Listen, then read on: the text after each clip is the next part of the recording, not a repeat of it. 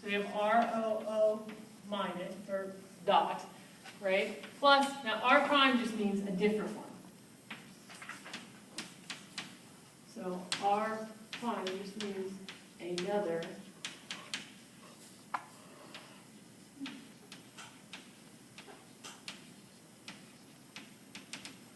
Okay, so ROO dot plus R prime H. So now it's going to go pick on its friend. Right, so then we have ROOH. Now this one's happier because it got rid of its electron. But it just damaged its friend, right? So plus R prime negative, or dot. And then step 4. So the end result of step 4 is you just keep generating, like you just eventually run out of these, right? So R dot plus prime dot goes to ROOH plus, or you can, they give you 2 ways to do it, so I'll do it just the easy way. R prime, or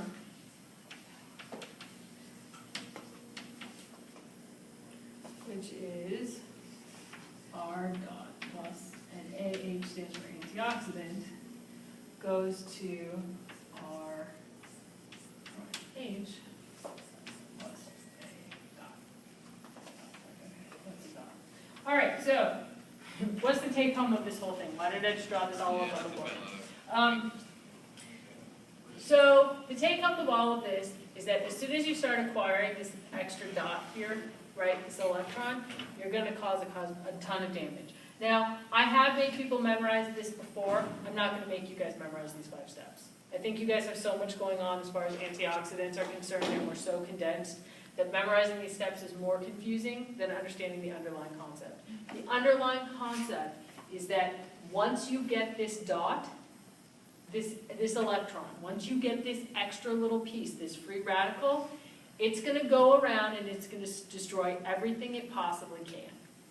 It's going to attack the lipid chains next to it and break those bonds and steal, because it doesn't want to sit like this. It's not happy. This thing is not happy. It wants this hydrogen back, and it's going to go take it from the person next to it.